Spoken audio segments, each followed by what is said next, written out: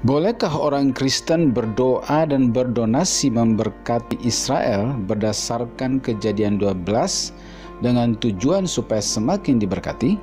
Dr. R.S. Soref akan menjelaskannya pada kesempatan ini.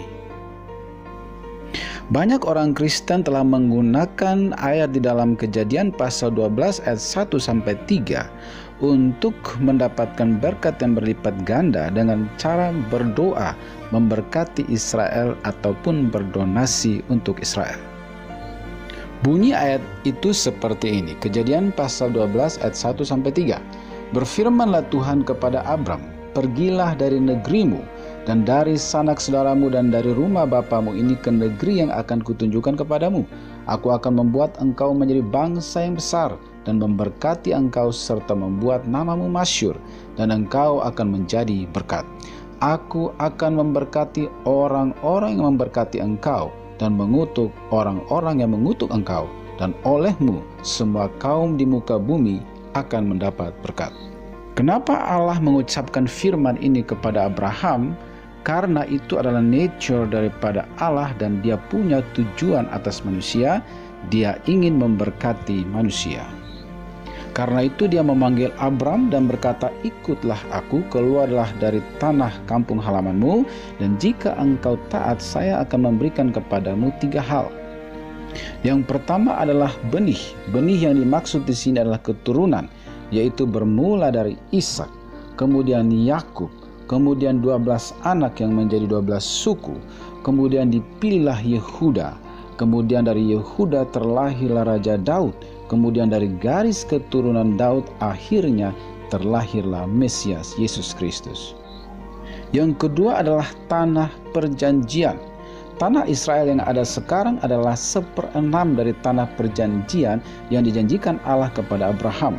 Tanah perjanjian itu sebenarnya 6 kali lebih luas dari yang ada sekarang.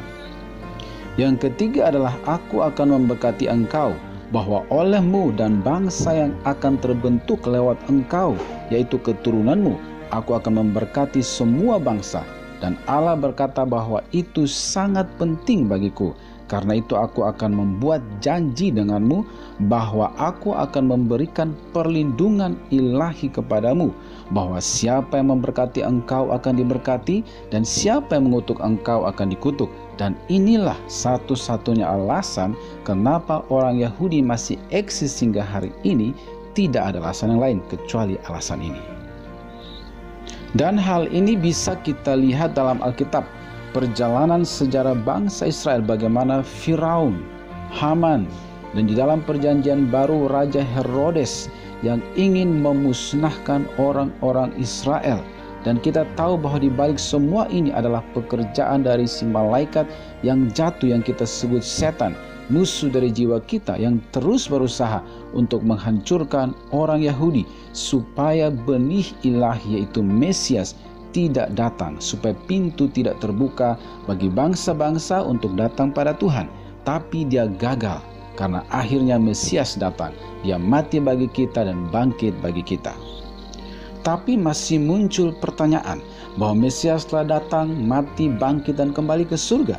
Tapi usaha untuk memusnahkan bangsa Israel ini rasanya belum berakhir. Bahkan sepertinya lebih buruk, seperti yang sudah kita ketahui bahwa 70 tahun yang lalu suatu pencobaan di zaman modern terhadap orang Yahudi, yaitu Holocaust oleh Hitler yang mencoba memusnahkan orang Yahudi.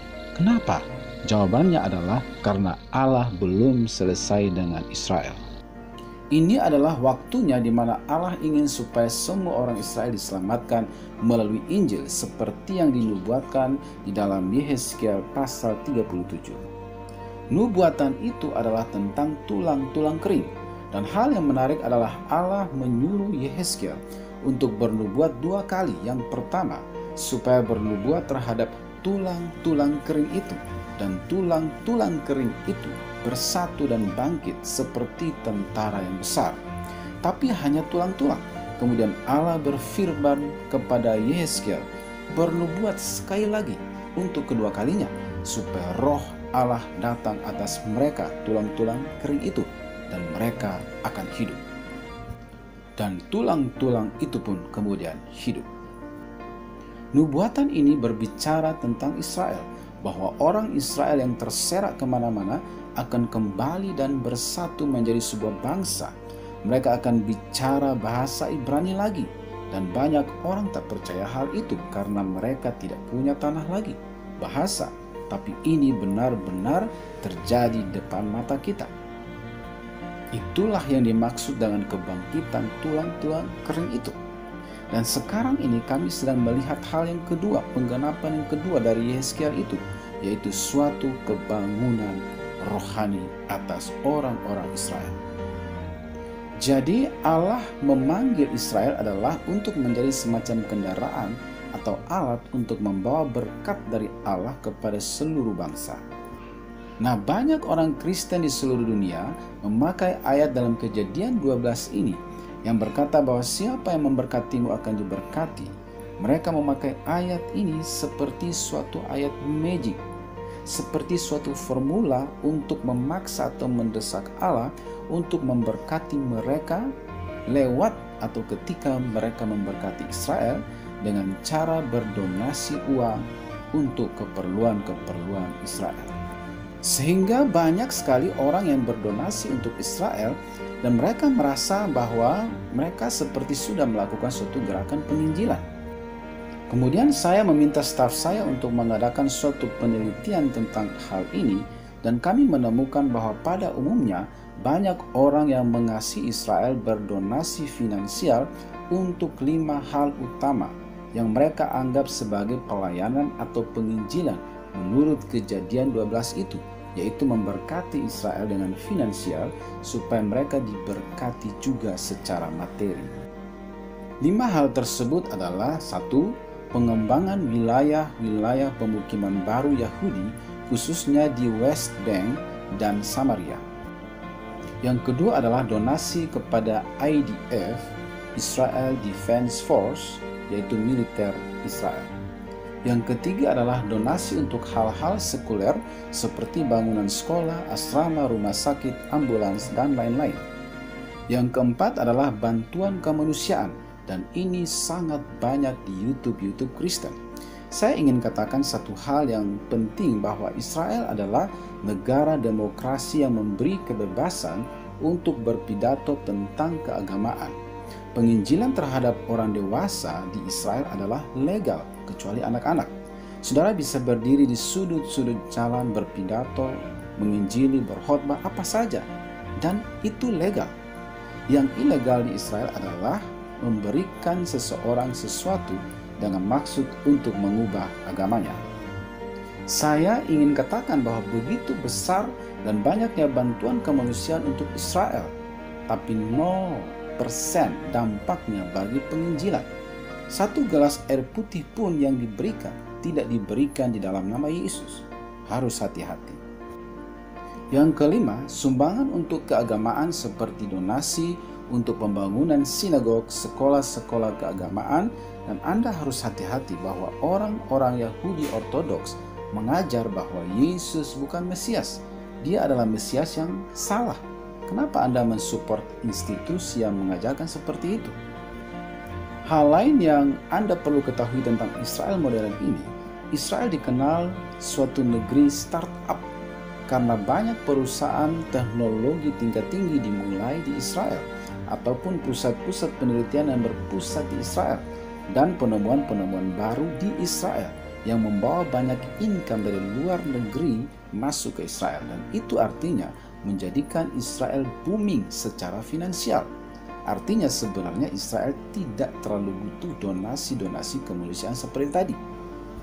Dan tentang IDF, kami mengirim anak-anak kami untuk wajib militer, dan salah satu anak laki-laki saya adalah tentara IDF sekarang.